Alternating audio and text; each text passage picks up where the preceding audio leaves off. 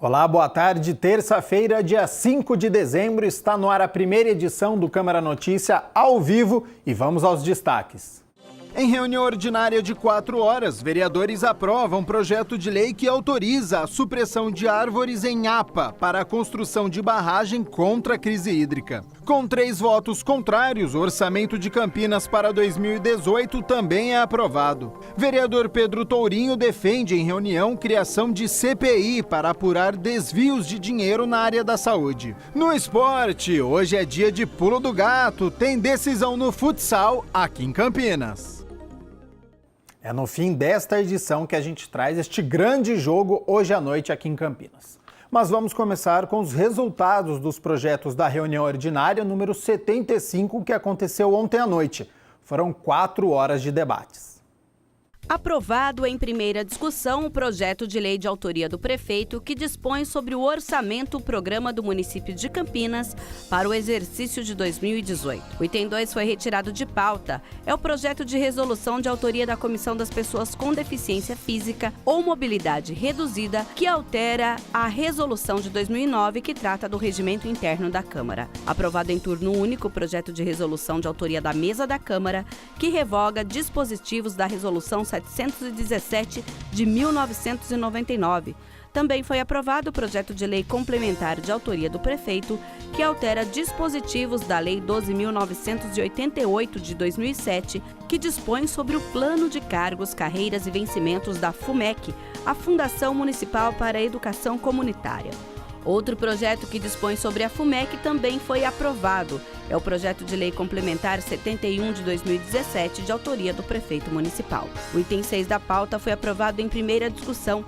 É o projeto de lei complementar com emendas de autoria do prefeito, que dispõe sobre o plano diretor estratégico do município de Campinas. Em segunda discussão, foi aprovado o projeto de lei complementar de autoria do prefeito, que altera o artigo 18 da Lei 10.850 de 2001, que criou a APA, Área de Proteção Ambiental do município de Campinas, regulamenta o uso e a ocupação do solo e o exercício de atividades pelo setor público e privado. Por fim, foi aprovado em turno único o projeto de resolução de autoria do vereador Gustavo Peta, que altera o texto da Resolução 842 de 2009, que dispõe sobre o regimento interno da Câmara Municipal de Campinas. Lembrando que no site campinas.sp.leg.br, que está aqui embaixo da sua tela, você também pode conferir o resultado detalhado. A reunião ordinária completa já está no youtube.com/TV Câmara Campinas. A primeira parte da sessão foi dedicada ao debate sobre a situação do Hospital Ouro Verde, alvo de investigação do Ministério Público. 6 vereadores defendem a CPI da saúde. A primeira parte da reunião ordinária desta segunda-feira foi dedicada a um debate sobre a situação do Hospital Ouro Verde, que foi alvo de investigação do GAECO, o Grupo de Atuação Especial de Combate à Corrupção do Ministério Público do Estado de São Paulo. Na última semana, funcionários da Prefeitura de Campinas e da organização social Vitale, que administrava o hospital desde 2016, foram presos por crime de corrupção. Para o vereador Pedro Tourinho, que organizou o debate no plenário da Câmara, junto com os vereadores Marcelo Silva, Gustavo Peta, Carlão do PT e Mariana Conte, essa situação é inaceitável para os pacientes. O objetivo principal dessa primeira parte é a gente ter a chance de ouvir um pouquinho sobre a situação desse hospital e a gente entender quais são as consequências dessa situação de desleixo, de descaso, de omissão e de corrupção que tomou conta, né, da saúde pública da cidade e levou Campinas para as páginas nacionais dos jornais com fotos fortes de malas de dinheiro, Ferraris na casa de diretores do hospital, uma situação inimaginável para o cidadão campineiro que está lá na fila, tendo sua cirurgia cancelada, tendo seu o seu tratamento de saúde negado. O debate contou com a presença de funcionários do Hospital Ouro Verde e membros da Ordem dos Advogados do Brasil, seccional Campinas. Segundo Tourinho, a participação da OAB é fundamental para a abertura da CPI da saúde, proposta pelos vereadores da mesa. A gente espera, sem dúvida nenhuma, o apoio da Ordem dos Advogados do Brasil, no sentido de pressionar aqui a Câmara de Vereadores de Campinas pela abertura, né, da CPI da saúde, que para nós é uma iniciativa que precisa acontecer, porque essa casa não pode se omitir de uma situação tão grave. O parlamentar diz que a CPI pode ser ampliada para investigar outros convênios da Prefeitura. O funcionário público, o diretor da Prefeitura, que fazia a gestão fraudulenta, hoje sabida, desse convênio, também fazia a gestão de outros convênios, e isso nos preocupa. E a gente tem que apurar precisamente o que aconteceu em todos os casos, né, porque, afinal de contas, não foi nada menos do que R$1.200.000 em espécie encontrados na casa desse senhor. Né, uma situação realmente absurda. Na reunião ordinária de ontem, foi aprovado em primeira votação o orçamento do município para o ano que vem de 5,7 bilhões de reais. Aprovado por 28 votos a favor e 3 votos contrários dos vereadores Pedro Tourinho, do PT, Carlão, do PT e Mariana Conte, do PSOL, o orçamento do ano que vem passou pela primeira votação. O presidente da Comissão de Constituição e Legalidade, Luiz Henrique Cirilo, acredita que os 5,7 bilhões de reais irão para áreas fundamentais da cidade. A expectativa nossa é que realmente as verbas que foram depositadas nas secretarias sejam efetivamente construídas e, sendo aprovadas, sejam utilizadas para, principalmente na área da saúde, educação, transporte e saneamento, haja o investimento que a população espera. A vereadora Mariana Conte diz que a prefeitura faz todos os anos uma previsão de gastos maior do que a executada. A prefeitura vem sistematicamente errando e sistematicamente fazendo uma previsão orçamentária muito maior do que ela se realiza. Ora, você pode pensar, é normal, é um erro de análise, pode acontecer. Mas o que a gente verifica olhando os dados é que esse é um erro sistemático. É um erro programado. Então, em 2013, a diferença entre a arrecadação prevista e a arrecadação executada foi de 13%. Em 2014, a diferença foi de 17%. Em 2015, a diferença foi de 11%. Em 2016, a diferença foi de 17%. O vereador Paulo Galtério diz que o orçamento está equilibrado e que as maiores verbas vão para a saúde e a educação. É uma peça equilibrada. Esse é o ponto que a gente precisa chegar, no ponto de equilíbrio. E quem deu uma analisada no projeto, quando nós chegamos aqui, vereador Rubão, a gente percebe que os maiores gastos da prefeitura para o próximo orçamento são, vereadora Mariana, saúde e educação.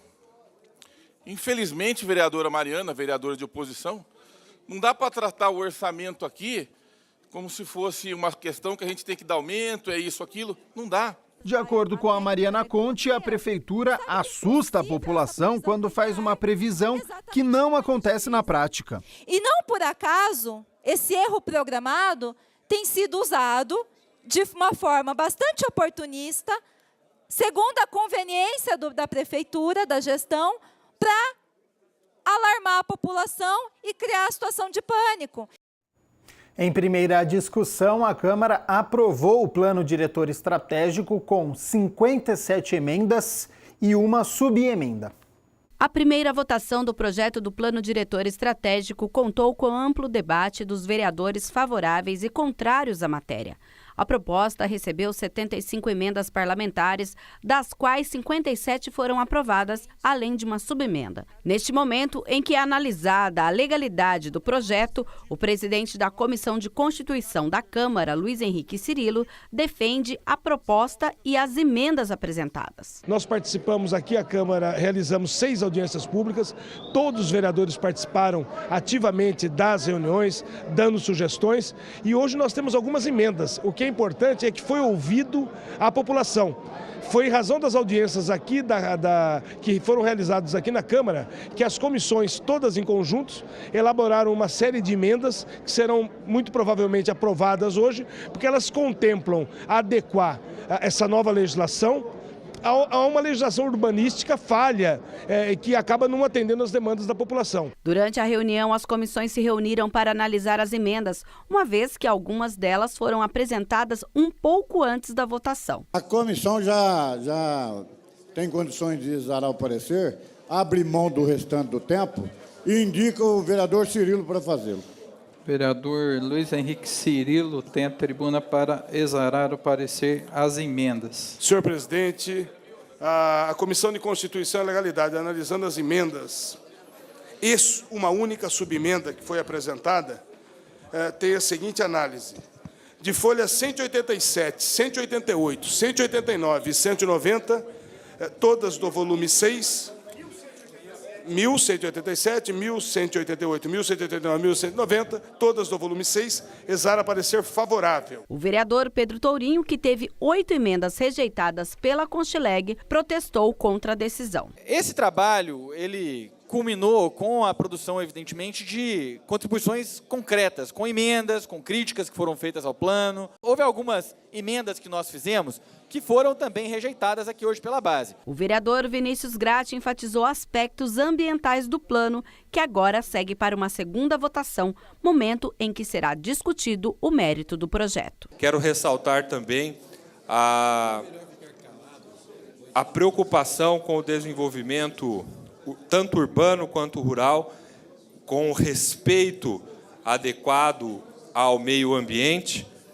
que este plano, tenho certeza, irá realizar, no mínimo, pelos próximos 10, 20 ou 30 anos. E agora é hora de conferir as vagas de emprego no Centro Público de Apoio ao Trabalhador de Campinas. São 40 postos de serviços com salários entre R$ 1.000 a R$ 2.508. Há vagas para agente de inspeção de qualidade, ajudante de cozinha, ajudante de reparador telecomunicações, auxiliar de escritório, auxiliar contábil com CRC, azulejista, bombeiro civil temporário, carpinteiro, chefe de serviço de limpeza hospitalar, cortador de roupas, encarregado de expedição, encarregado de supermercado, estágio em vendas de crédito consignado, jardineiro, lapidador de vidros e cristais, mecânico de fogão, mecânico de manutenção e instalação elétrica, motorista carreteiro, operador de máquina de corte, vidros, reparador de aparelhos eletrodomésticos, exceto imagem e som, e técnico eletrônico em geral. As vagas para pessoas com deficiência são auxiliar administrativo para hospital e conferente de carga e descarga. Para concorrer a uma das vagas, é necessário o comparecimento do candidato em uma das unidades do CEPAT para análise de perfil e cadastro com a seguinte documentação: RG, CPF, carteira de trabalho e número do PIS.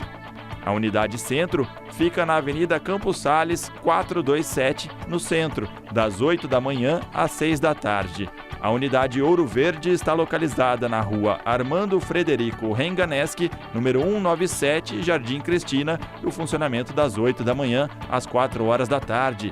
Já a unidade Campo Grande fica na rua Manuel Machado Pereira, 902, em frente à Praça da Concórdia. O atendimento é das 8 horas da manhã às 4 horas da tarde.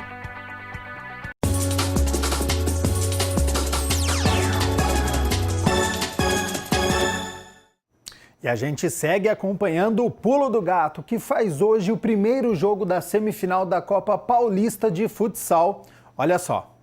Depois de eliminar o Guaratinguetá na prorrogação fora de casa, a equipe campineira enfrenta hoje o Forte Taubaté, no ginásio Roger Ferreira, no bairro São Bernardo, aqui em Campinas, a partir das 7h30 da noite. A equipe do Vale do Paraíba joga com a vantagem de decidir em casa, no próximo dia 8, sexta-feira, também às 7h30 da noite. Em caso de uma vitória para cada lado e o empate persistir na prorrogação, o Taubaté se classifica por ter feito melhor campanha. É hoje, jogão aqui em Campinas. E a entrada é 0,800. É de graça.